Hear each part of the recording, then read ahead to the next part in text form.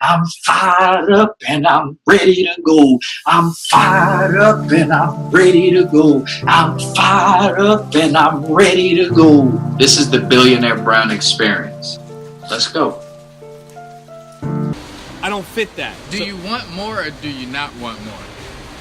I do want more. You want more, but if you can't get it, then I'm okay. Then I'm okay. But there's still a piece missing, right? There is, and I don't think that it'll ever be fulfilled. I don't think that I'll ever get that. What you want? What I want. Okay. But is this enough, or are you just settling and meeting him where he's at? Probably more that. Meeting him where he's at. Yeah, I'm accepting where he's at. Okay. There's still something in me that wants a little more. Okay. But I'm kind of like, okay, this is where he's at. It's at, and is that important for us to know? Like, we may want more because you got some kids. There might be some teenagers listening to this. There also may be some individuals my age listening. Is that okay? That we just, hey, we got this relationship, we met. Dang, I wish I could have more, but hey, this is cool. Is that okay? I think in the grand scheme of things, yes. Okay. You know, because it's something you don't have any control over. You know, you got to meet the person where they're at. You know, I'm meeting my dad where he's at. I might have that little yearning, but I think that yearning stems from my childhood. You know, once I realized, you know, as an adult that I missed all this. But yeah, meeting him where he's at and like, okay, we have this. Okay. And this is good.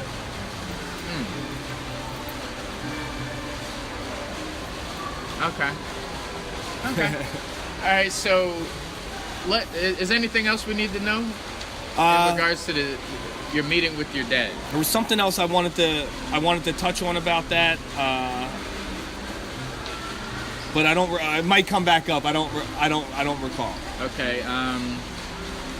See, I like this part because I feel that it's very important. Yeah. Even if you just say hi. See, you've been fortunate. Even though you're not getting what you want, I feel that it's important that you at least know and you met him. So even if you never saw him ever again, I feel everybody needs to at least meet them. Because if you go through your life not meet, like, you remember that time you said you wanted to meet him. There was this point in your life you said, I want to meet him. I want to meet my dad.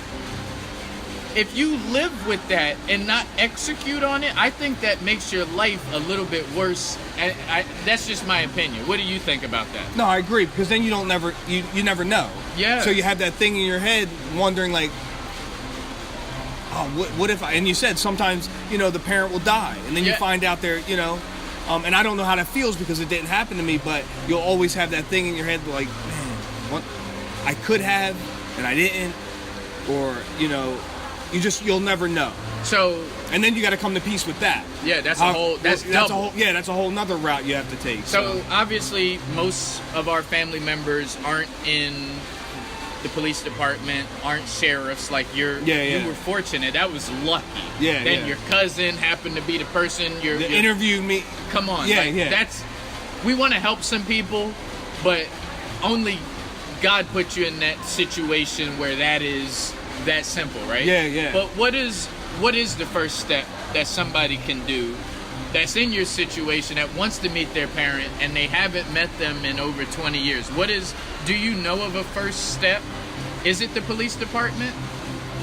Well, I guess where we're at now, you know, you got the computer, you got online, you got the web. I mean, you know, you can search so many different, you know, I didn't have that, but I already knew people. Right. So give us, throw it out. Maybe you're wrong, but I'm sure it can't be that wrong. I like you just said, social media, you can start searching. Yeah. But Facebook. Like, talk to those people for a second. Like, they have dads that are absent. What can they do? Maybe they have a barrier. Like, you know, I'm not going to meet him. He's a piece of shit. I've heard about him.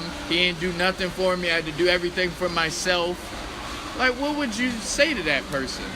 Well, just like I was talking about earlier, where there's several different versions to the same story. Right. You know, so let's say, now no one ever talked to me about anything, but let's say, for instance, my mother was mad at my father for leaving and decided to badmouth him. This is one version of the story. No matter how flat you make a pancake, it's always two sides. There you go.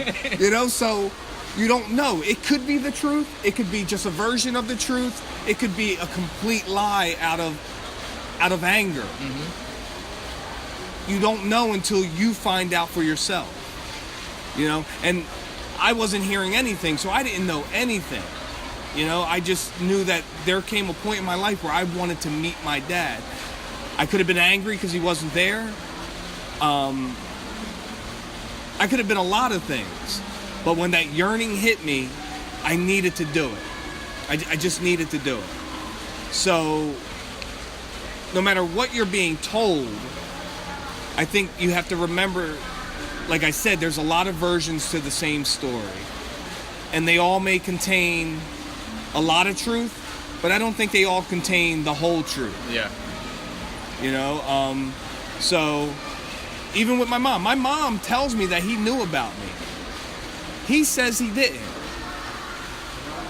It's something that I just kind of like, I let go. I'm like, okay, that particular thing doesn't matter anymore because we're here now. So that doesn't matter anymore. I'm not even trying to get an answer to that. If and when I sit down and speak with my mother, I'm just trying to learn some things that I don't know. Like, did they have a relationship? Because you said it was a one. My dad says he doesn't even remember her. I don't know how you're with somebody sexually and you don't remember her. No. Unless maybe you're drunk. I don't know. No, that's. No, that's possible. Yeah, I don't know. I remember everybody, but I guess Everybody? that I've been with sexually, yes. Now there aren't hundreds of women. Don't let me paint a picture not like there's hundreds but of women. You know, but I do. No, that's possible. I do. Especially if he's on the move. You said he was on the move, so he may have been in town one night. That too. You know, so that's why I wanted to talk to my mom. Okay. Like, did they have a relationship? Unless they didn't talk at all. Was it just you met at the skating rink and never saw each other. and never again. saw each other? Yeah, Like ever. Never yeah, spoke, exactly. talked. So that's what I'm trying to figure. Possible, yeah. That's what I'm trying to figure out. But if they were talking, so Yeah. that's good that you have a plan. So that's what I'm trying to get answers to. Okay. Did you remember the... No. Okay. No. If you do, just I stop will, me. I will. But I want to get into this step parenting thing. Yeah. That's what I want to get into. Okay. And I know you're very passionate about it.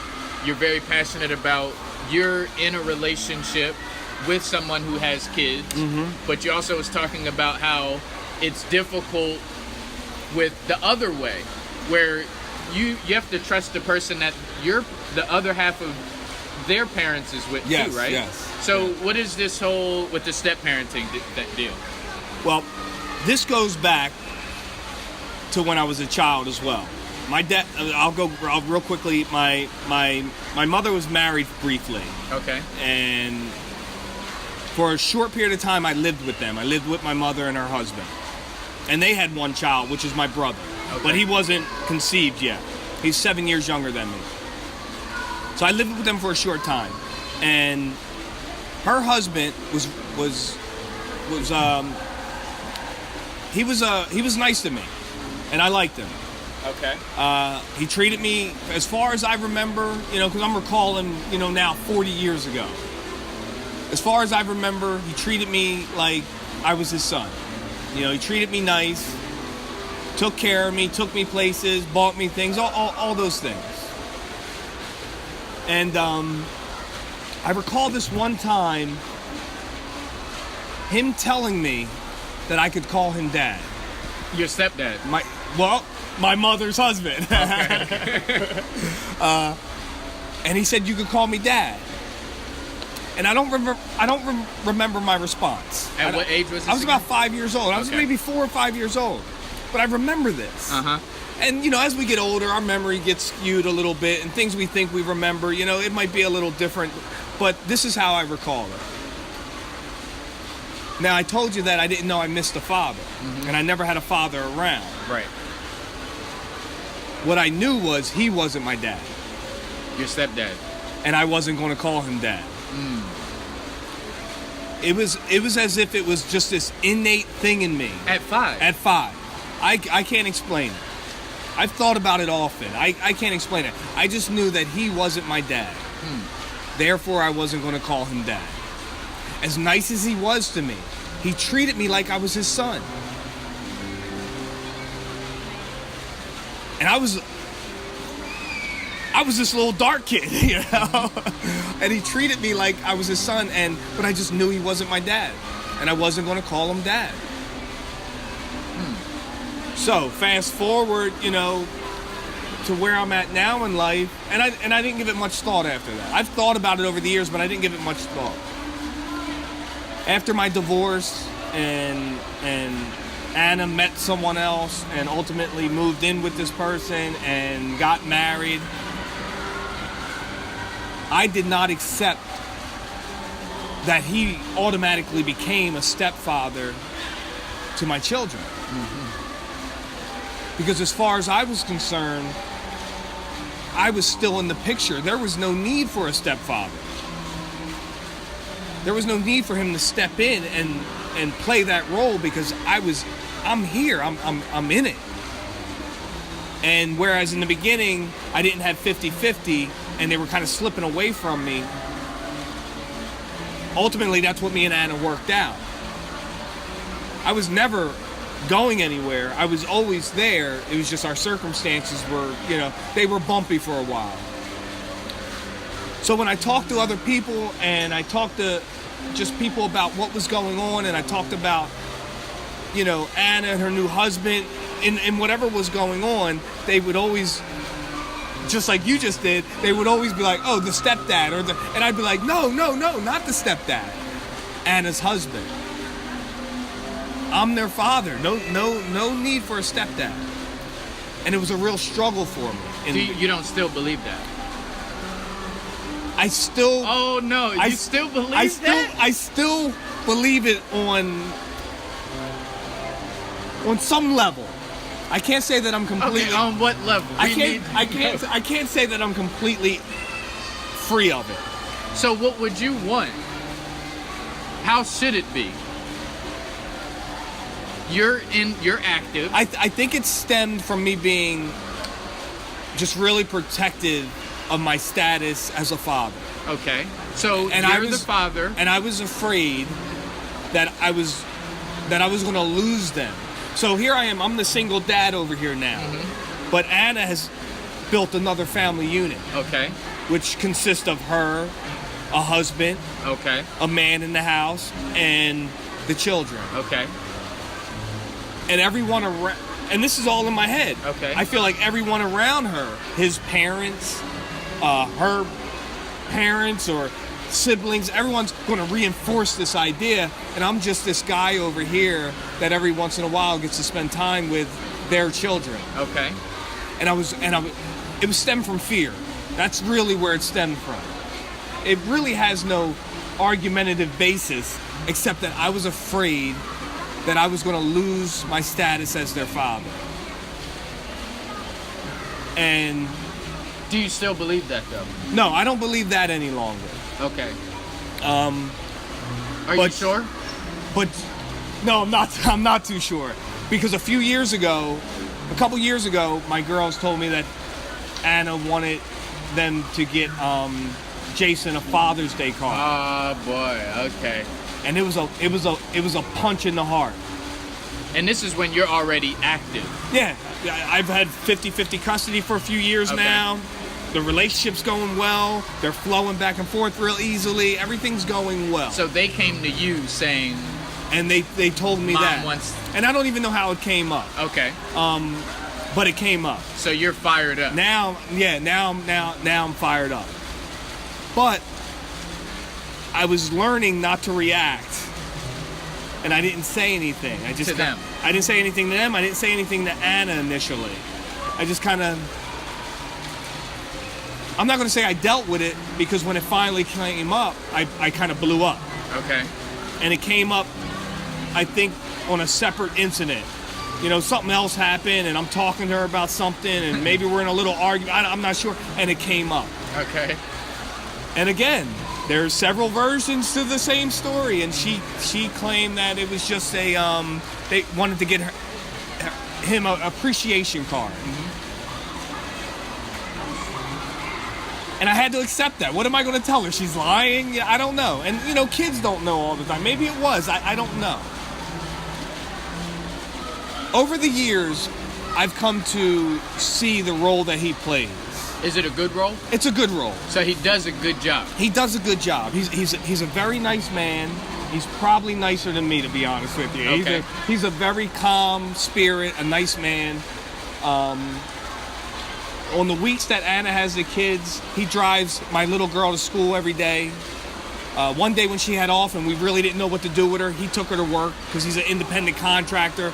He's a musician. He tunes pianos. So he just had that flexibility to do it. Okay. And I thanked him.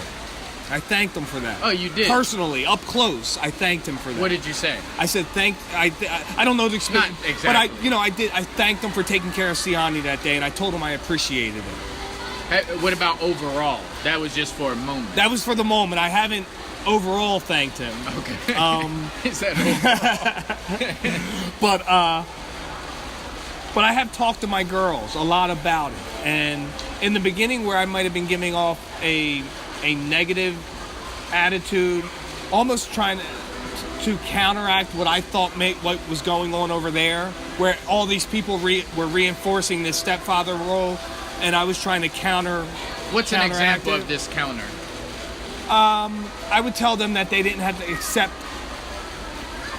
any forced relationships on them by anyone else, which I still kind of believe in to a certain extent. Like, were you talking about him though? I was talking about him. Okay. Yes. But I didn't come outright and say it. Right, I got you. You know, but I was talking about him.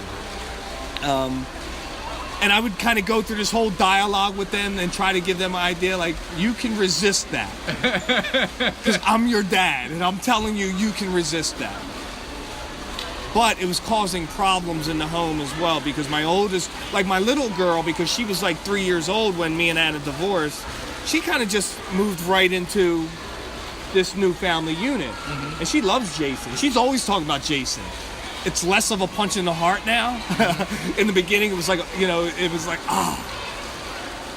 My oldest one resisted for a long time, and I think I had a little bit to do with that. And I don't feel great about that.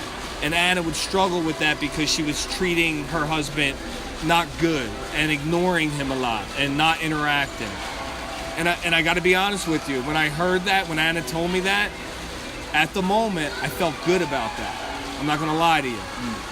I felt good that my daughter was resisting that.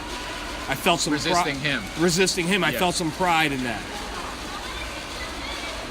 It was a real conflict of feelings because on one hand, I didn't want to cause trouble over there, but on the other hand, I felt proud that my girl was like, yeah, I'm not accepting this relationship.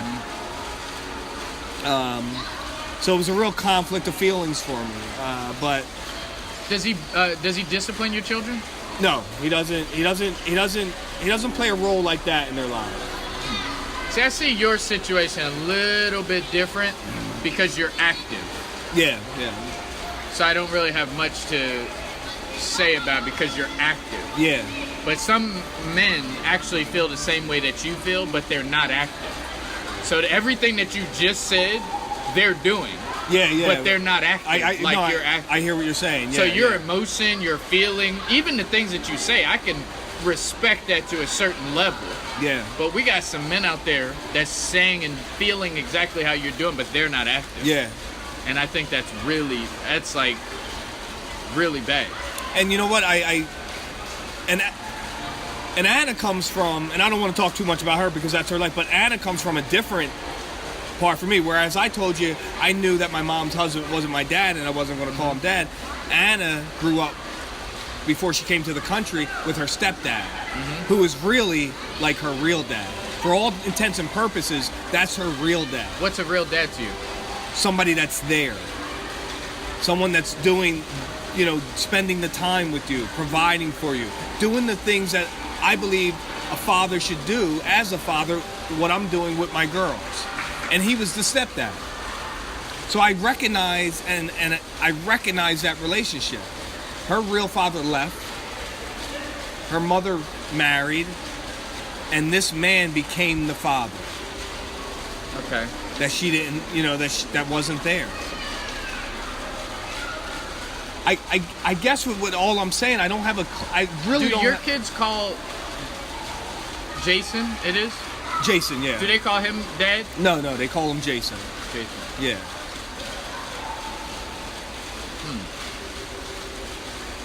So let's go back to the step-parent thing. Yeah. Step-parenting. How do you feel? So there's a mother that both parents separate. Yeah. Okay. Yeah. Mother's over here doing her thing. Father's over here doing his thing. The mother has the kids. Let's say the same situation. Mother has the kids. Yeah. Father comes. Well, starts dating. Yeah. What do you think what is the father's role? The real biological father's role. Should he respond the way that you responded, or should he not respond the way that you responded? I think you have to go through what you're going through. Like, in that I felt the way I felt, and I had to work through it. And I'm still working through it. For instance, there's been times where we've gotten together for my kids, like certain celebrations, something at the school, and Anna would ask me, can Jason come? Mm-hmm. And I'd say no. I'd be like, these are our girls, and we'll show up. No. And he doesn't go. Okay. And I think at the time, that was within the first few years, I was still just trying to protect my role as a father. I felt threatened. It was out of fear. It wasn't really anything anyone else was doing. It was all internal. Me just wanting to protect my role as a father. To scream to the world that I'm here. Yeah. I'm here. Despite what my life looks like, despite the road that I've traveled, I am here. And that's what I was trying to make very loud. I mean, I began to create these speeches in my head that if I had the opportunity to sit down with any of Jason's siblings or parents, that I was going to spew to let them know that don't start treating your son or your brother like he's some kind of father figure. I'm here. I haven't gone anywhere. Like, this is what I was doing in my head. So, you talk about holidays. So let me give you a scenario. Okay. It's Father's Day.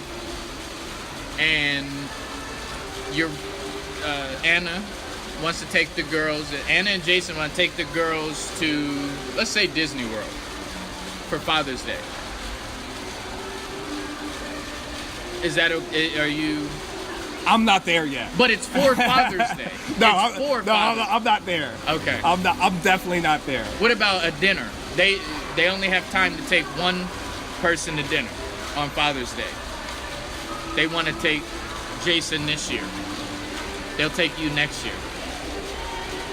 That hasn't come up yet, and I think it'll be a little difficult to deal with, to be honest with you, because I say that I recognize the role he's playing, and he's a good man, and he helps out tremendously.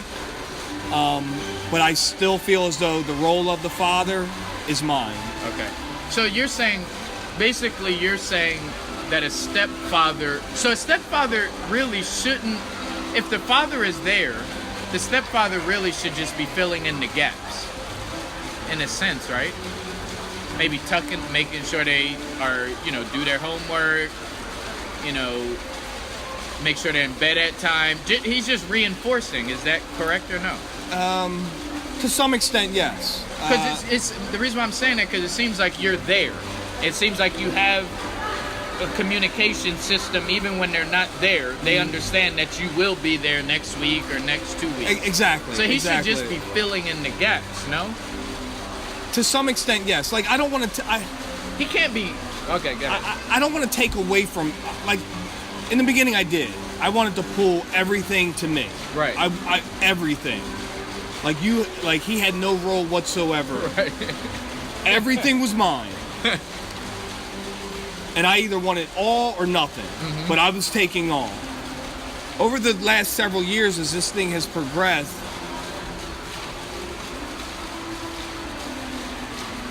I don't want to take from him. He's a really good guy. I don't want to diminish him in any way. I don't want my oldest daughter ignoring him anymore. And I think she's gotten a lot better. Okay. I don't feel good about that. I don't want her blowing him off as if he's just Anna's husband, her mother's husband. I want her to treat him with more respect. They live in his home, which is now Anna's home. It's their home, you know, half the time they live there. He provides, you know, on that end. And I don't want to take that from him. I just feel like there's room for one dad, and that's me. That's true. You know, that's me. It's like a step parent, in my opinion, should be like a substitute teacher. That's essentially it. Yeah. The teacher already has everything in place. Substitute teacher comes in. They should be able to, you know, hey, you guys already know what's going on. Your teacher told you that he should just be filling in the gaps. You used the word reinforce, which was real good. Right. You know, reinforcing those whatever things. You say. Just reinforce. Yeah. I like simplicity. So if the parent is there, I don't gotta do. Look, you heard what your dad said. If it's good stuff, now if he's telling you to do some crazy stuff, then obviously it's like, whoa, no, I don't think that's good. Yeah. But yeah, it should just be. Hey, what did John say? You remember what your dad said, right? Yeah. So I think that's cool. How does Anna play in this?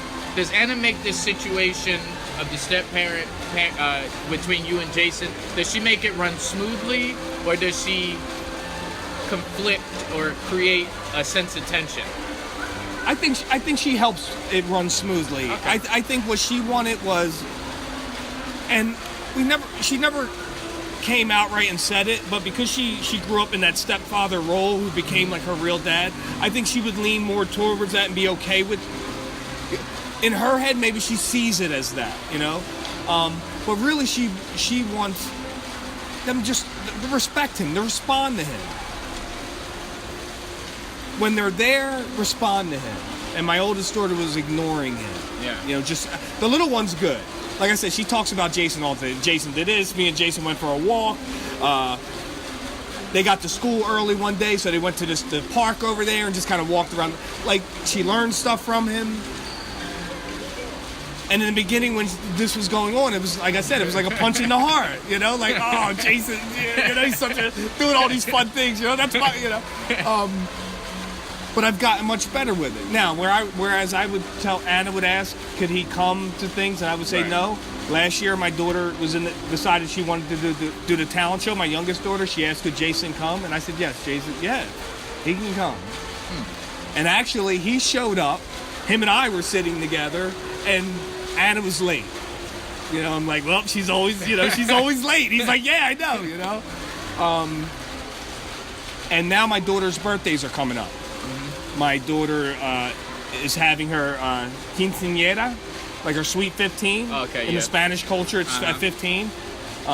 Actually, that will be mostly Jason's family and everything. I think I'm going to be there, and my dad and his girlfriend or fiance is going to be there. But everyone else is going to be on that side. But then it's the next week is my other daughter's birthday. They're both the April 5th and April 12th. Are you serious? Yeah. Wow. So my daughter only wants to invite two people. Two of her friends. Her friend from the old town, which we moved from, and her new friend. Okay. I said, well, we're not going to do a party for two people. I said, this is what we'll do. I'll take all you guys. We'll go to where you want to go. She wants to go to the skating ring. We'll go to the skating ring. We'll have some fun. Then we'll have dinner afterwards. I'm telling Anna about this. I'm like, we'll have dinner afterwards. We'll have a cake. We'll have a little celebration. That'll be her celebration for her birthday party. She says, can Jason come? I say, yes, Jason can come. Because I recognize, it's taken me some time getting here, but I recognize the part he played. Yeah. And like I said, I no longer want to take anything from him. Not any more than I want anything taken from me. If it's good. If it's good, of course, if it's yes. good, yeah. But I, you know, she's been married to Jason now for I don't know, maybe 3 or 4 years, several years. Mm-hmm. They've lived there. They're a family. We're a family. I want to recognize that. I want to be good with that. I want to be okay with that. So I'm like, yes, he can come. And we'll all do it together. We'll just all celebrate the girls' birthdays together. And I'm okay with that. This wasn't easy for you to get here. No, it wasn't at all. There was a... Because I think that's why, because you mentioned the term all or nothing before. Yes, yeah. I think there's a lot of tension with that, because a guy does have that burning pain, and they're like, wait, well, if he's there, then I don't need to be here. Like, the biological father is stepping back because there's a step parent in the way. Yeah. And I think that's great. So you had to struggle to get to this place where you could start saying, yes, Jason can come. Yeah. None of this came easy.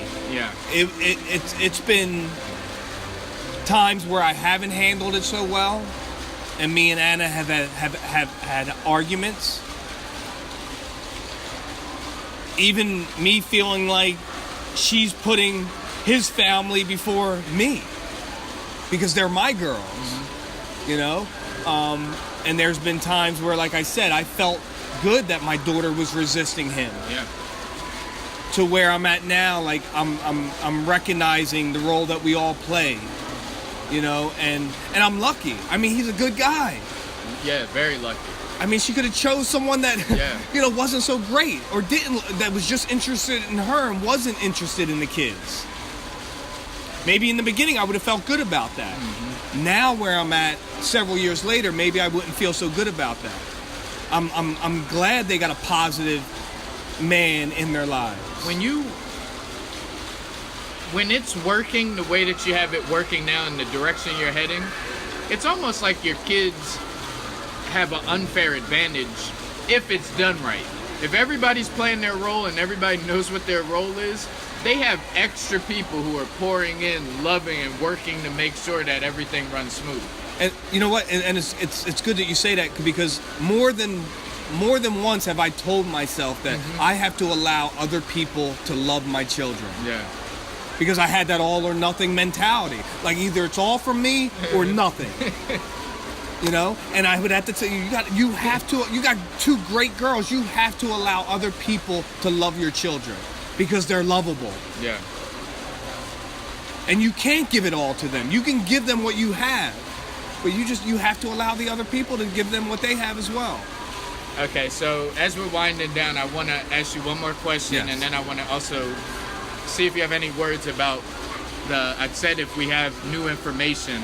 So maybe you can give us an idea of what's going to be heading in your podcast. Just throw us an idea of what we may get. Yeah. So my question is competition with your house and that house when it comes to your children. Is there any competition? As far as, like, trying to outdo one another? Yeah, outdo one another, outcook one another, outlove one another. Well, go to bed later than the other. Anna definitely outcooks me. Okay. And that'll always be the case. No, we pretty much reinforce the rules back and forth. Okay. No competition. There's no outward competition of trying to outdo one another. I don't know why you're doing it over there. You do that over there? You're not doing that over here. Anna is definitely more of a disciplinary than I am. Okay. But that's probably the biggest difference. Okay. She's a little more strict and a little more, they still don't go to bed late. They don't get away with doing different things. I'm still like, time to go to bed, school tomorrow, you got your homework and all that. She's just a little more, strict. But there's really no competition, and we split things up well, Thanksgiving, actually, every Thanksgiving they're usually with me. This Thanksgiving they were with her because we went to North Carolina for Christmas. It just kind of switched up. Christmas, they always wake up with me, and then they go with her in the afternoon, and then they go to Vermont. it just we've really kind of got a nice thing going, and it works out really well. And we still lean on each other when something's going on with the kids. Like, I call her and I'm like, well, this is going on. Or she calls me and like, this is going on. Talk to her about this. She's not talking to me. And, you know, especially with my older one, I got a teenager that doesn't always want to be talkative. Of course. You know, she just wants to be Do you talk silent. negative about Anna or Jason in your children's presence? And do you believe that Anna and Jason speak negatively about you in your children's presence? We take little pot shots at one another in a fun way, Okay. but like they do hold truths, you know. They don't not hold truth, but not outright. No, we don't bash one another. I don't believe she bashes me. I think maybe in the beginning it went on a little bit on her end. I always knew I was at fault for what has happened, so I never really bashed her or anything like that, because I knew it was me that caused the breakup of everything. Okay. And she was hurt. So whatever she had to say, rightfully so. She was hurt. But we're at a place now where our relationship is good. I like where our relationship is at. We're more friends, and we just kind of raise our kids together, you know, from separate places. I think I call that the unfair. Well, I call it the unfair advantage that what you guys are creating, and I think it's very inspiring, because co-parenting is something that we often think is just, oh no, that's just them. They're good at that co-parent. They're just different types of people. But when people hear your story and you're being honest, talking about, you know, it was very rough in the beginning. This didn't just happen because you and Anna are just great people and great relationship Not at all. people. Not you at guys all. struggled at it. You argued, you debated, you got a few things wrong, and now you guys are here, and you're only going to keep getting better and stronger for the sake of the kids. Yeah. That's the message that I think is powerful. Like I said, there was that. It got to the point that one time, and I mentioned this in the last one, where she showed up with the police to take the kids out of bed. And they drove away, and I stood out there with the officer, and there was nothing I could do. You know, so yes, it has. We didn't just end up there because we're great people. She's a much better person than I am. Yeah. It took some work getting there, and we still got a long way to go. You know, just last year I started saying, yes, Jason can come. So, you know, so I mean, you know, so we're getting there. You know, we're getting there. Yes, Jason can come. Jason can come. Just get shirts made up. Jason can come. Yeah. That would be a good movement for a lot of dads out there. Yeah. That mentality. That's really cool. All right, so let's get into this podcast. We're leading people up to the big podcast. All right, we know we're going to have some guests on there. I know you mentioned that previously. Yeah. You want to have guests on your podcast. You want to have dads on your podcast, whether they have reached the mountaintop or they're going through the valley right now. Yeah. So you already told us that. Give us something else that we could be anticipating in regards to the podcast. It could be something little. It could be something big. Drop us something, John. Well, I'd mentioned last time that as long as you're living, as long as you're in it, there's always room for improvement. I have blown up at my kids. Ridiculously have blown up at them. And I felt horrible afterwards. And I say that to say that no matter what's going on, no matter what you're going through, whether it's with your ex or your children, there's always room for improvement, because everyone is still there. It's never over until it's over. And I haven't always thought like this. Actually, this situation in my life has put a lot of my life in perspective, because there's no running away from it. I mean, you can, but really there's no running away from it. And you can, no matter how you feel, because in the beginning, I was very dead set on Jason. He has no role whatsoever. And I was adamant about it. To Jason can come. So it's just a process of working through it, being honest with yourself. If you blow up, try not to blow up next time. If you're feeling a certain way, recognize that it's only a feeling. Doesn't make it right, doesn't make it true. Even if it is, it's something that can be worked through. You know, so that fear that I felt of losing my place as a father, I'm not saying it's completely gone. It's subsided substantially. You know, it's very minimal now because I honestly took a look at it. First of all, I recognized that it was just a fear. It wasn't the reality. Nobody was trying to take my kids from me. It was a fear I had because of something I felt about myself. You know, but that's really it. That there's room for, if you're there, there's room for improvement. If you haven't been a great father, there's room for improvement. You can get better. Definitely. As long as you're in it, you can get better. You know, so that's really it. And I'm still getting better. I still have to apologize to my kids sometimes because I make the wrong move. I say the wrong thing. You know, I blow up. Man, the thing that I'm most excited about from the first time that I heard your story all the way till right now is I could just imagine, you know, I believe Martin Luther King's dream didn't come true, right? But just the way that you speak, I don't know if you can see it or hear it because you're saying it and you're living it, but your fight to do good for your children and your fight all the way to getting custody for your children or joint custody, your fight to work with your wife your ex-wife that was difficult in the beginning, your fight to fight through all of that. What if every father just had to fight? Like just had to, they got the crazy baby mom. Like what if we stop calling the woman's baby moms? Yeah, exactly. What if they just had to fight? Just to fight, like every morning, just to fight to do what's right for their children. To fight. Do you know how better the world would be? Definitely. Just to fight. You didn't need results. They don't need results. They don't even need progress.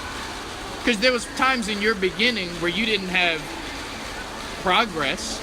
There was times where you was just fighting and standing still. Yeah, you're right. Yeah. But just to fight. I think too many fathers specifically have lost the fight. And the reason why I love this story that you're living is because you have the fight. You keep getting punched in the face. Like, I'm not saying it because I can't, because I want them to be able to do it, to take it from themselves. But if you listen to your story, and we got a whole bunch more to get into, but you keep getting punched in the face. Your dad, your dad, what was that? Your dad, you thought your dad was coming from Arizona to here because it was you, the long lost son. Yeah. But no, it's this person, it's this person, it's this person, it's everybody but you, as you said, right? Yeah. That's a punch in the face. But you keep going back. You keep going back. And that's what the world needs. So if you don't have any final words, lady, do you have any final words? Just that, and this we don't get a second chance at this. No, not at all. You get second chances in life, but overall you don't get a second chance. So you need to make this chance count. And if that's seeking out your father and meeting your father, or going after your kids in a very vigorous way, then it needs to be now, not later, because you might miss out. You might miss the chance. There might not be no later. There might not be no later. So. Ladies and gentlemen, this is John Fontanez, and I'm Billionaire Brown. This has been another Billionaire Brown experience. Stay tuned. Again, you're on Facebook. Yes. Okay, they can connect with you. What's your name on Facebook? John J. Fontanez. John J. Fontanez. So connect with John J. Fontanez on Facebook. And until next time, guys, continue to be. Motivating you to firm, fit, and fabulous. Here is our company website, www.femmefatalefitclub.bigcartel.com. We are a no-judgment zone, here to help any woman ready to take control of her health and well-being. Here's our blog, www.femmefatalefitclub.com. We offer not only personal training services and virtual fitness programs, we also offer products such as water bottles, a cute inspirational tank top for women that says #TeamNoExcuses, and support across our social media channels. Come join the club. Follow us on Instagram at Femme Fatale Fit Club, or join our group on Facebook at Femme Fatale Fit Club. Now back to your favorite podcast.